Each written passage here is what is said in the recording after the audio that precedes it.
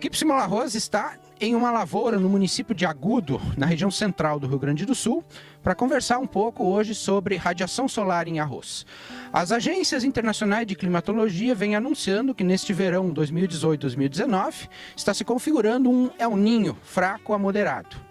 E as projeções de radiação solar e chuva agora para esses meses de verão, que é janeiro, fevereiro e março, apontam que algumas regiões da orizicultura gaúcha poderão ter chuvas acima da normal e com isso um pouco menos de radiação. E é nesse sentido que nós estamos aqui para conversar nessa lavoura, que é da propriedade do Clécio e do seu Renato Zimmer, onde a equipe Simula Arroz, junto com o Instituto Rio Grandense do Arroz, vem desenvolvendo um estudo através de um experimento que visa, então, estudar um pouco melhor essa supressão de radiação solar, ou seja, retirando parte da radiação solar, o que isso afeta a cultura do arroz, simulando uma situação de El Niño. E o experimento que nós vemos aqui no fundo faz parte de uma rede de experimentos que já está no segundo ano, junto com o Instituto Rio Grandense do Arroz e algumas outras instituições parceiras. Estão aqui ao meu lado o Pablo, que é extensionista do Instituto Rio Grandense do Arroz, e o Alencar, que é a coordenadora da equipe Simula Arroz. Então, inicialmente, Alencar, por que realizar um experimento como esse que nós vemos aqui no fundo de nós? Este experimento de supressão de radiação solar em arroz, ele já foi realizado no Instituto Internacional do Arroz na década de 70, quando as cultivares tinham um teto produtivo de 5 a 7 toneladas. Foi realizado depois na década de 80, 90, início dos anos 2000, pela Embrapa, Clima Temperado, e também pelo Instituto Nacional de Investigação Agropecuária no Uruguai, onde os tetos já estavam um pouco maiores, ao redor de 10 toneladas. Agora nós vivemos um outro momento no setor orizícola, a nível mundial, onde cultivares como essa aqui, IRGA 424RI, alcançam um teto produtivo de 14 a 16 toneladas por hectare. Então é muito importante nós revisitarmos esses estudos básicos de ecofisiologia da cultura do arroz para nós entendermos e ajustarmos práticas de manejo. Esse experimento iniciou já na safra 2017 e 18, né, Alencar? E esse ano está de novo. Em 17 e 18, aonde foram realizados esses experimentos, quais as instituições que fizeram parte dessa parceria, e esse ano, onde elas estão sendo realizadas? O ano passado, esses experimentos foram realizados na Universidade Federal do Pampa, no campus Itaqui, coordenado pelo professor Kleber Maus Alberto, e no Instituto Rio Grandense do Arroz, na Estação Experimental do Arroz, em Cachoeirinha, coordenados pelo pesquisador em pós-colheita do IRGA, Fernando Fumagalli. E também num produtor rural no município de Santa Maria, no centro do Rio Grande do Sul, no senhor Evandro Possobon. E esse ano, aqui nós estamos em Agudo, e aonde mais? Em virtude dos resultados interessantes do primeiro ano, professor Nereu, nós, equipe Simula Arroz, estamos conduzindo de novo aqui ao fundo, como a gente pode observar, e novamente os nossos parceiros da equipe Simula Arroz, na Universidade Federal do Pampa, campus Itaqui, e na Estação Experimental do Arroz do Instituto Rio Grandense do Arroz, em Cachoeirinha. Esse primeiro ano, qual é que foram os principais resultados, Alencar? Observamos algumas respostas diferentes dos estudos feitos na década de 70, 80 e 90. Ou seja, nós observamos que para essas lavouras de altíssimas produtividades, para esse novo teto produtivo no arroz irrigado, a maior resposta à radiação solar ocorreu na fase de enchimento de grão. Ou seja, pensando na escala de Council de R4 a R9.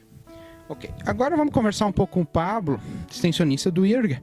Pablo, como é que vocês, como extensionistas, que estão junto com os produtores, na ponta, como a gente diz, né, vê um tipo de experimento como esse, em termos que visa estudar um pouco melhor essa questão da radiação solar? Boa tarde, professor Nereu. Boa tarde, equipe Simula Arroz. Sem dúvida, essas são as parcerias ganha-ganha, né? A gente surgiu com a necessidade, né, de atender algumas demandas de produtores no NAT, e hoje a gente está nessa corrente de dar resposta cada vez mais rápida para os produtores, né? E fazer um experimento dessa magnitude em produtor, né? É uma mudança, um quebra de paradigmas, né? E sem dúvida, o que nós tirarmos de resposta desse trabalho, nós vamos conseguir, né, apoiar os produtores, dar suporte aos produtores nos seus planejamentos, né, de investimento, né, e de projeção do que eles vão colher, porque daí sim a gente vai poder dizer para eles o quanto que um ano de El Niño, né, de média, de alta, de baixa intensidade, em quais estágios que ele está prejudicando mais o rendimento da cultura, né? Aqui a gente está nessa lavoura, aqui ela está muito próximo aí do florescimento, né? Talvez daqui uns 10 dias essa lavoura já está aí no período de maior demanda, período crítico de oferta de luminosidade, né? Então, por fim, eu parabenizo, né, a equipe Simula Arroz e coloco a instituição hídrica, o nosso núcleo de assistência técnica, sempre à disposição. Perfeito.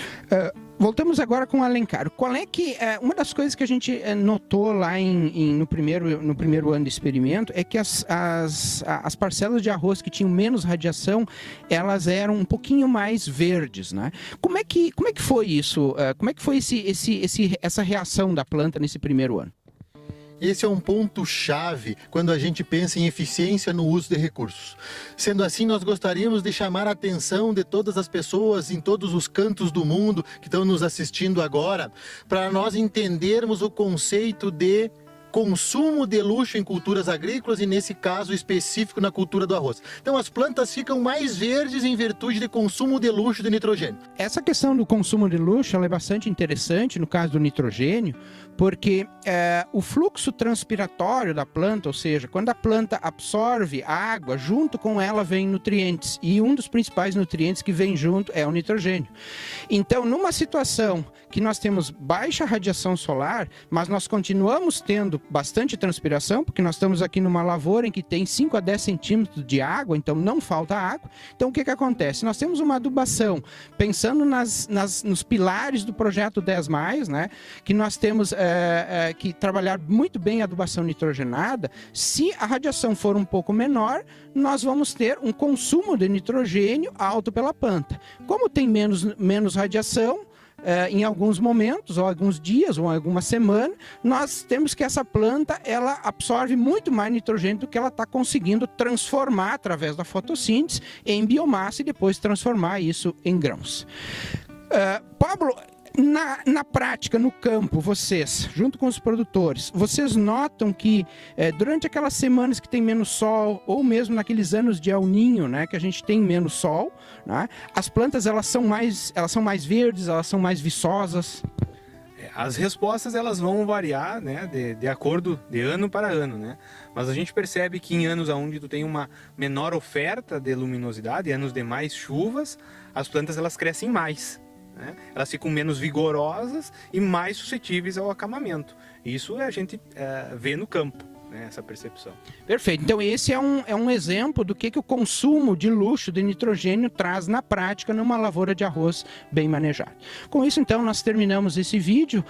Convidamos todos os nossos seguidores a nos acompanharem nas redes sociais do Simula Arroz, no Facebook, no Instagram, no Twitter e agora também no canal do YouTube do Simula Arroz. Nos despedimos nesse momento e nos próximos dias novos vídeos da equipe Simula Arroz. Aguardem.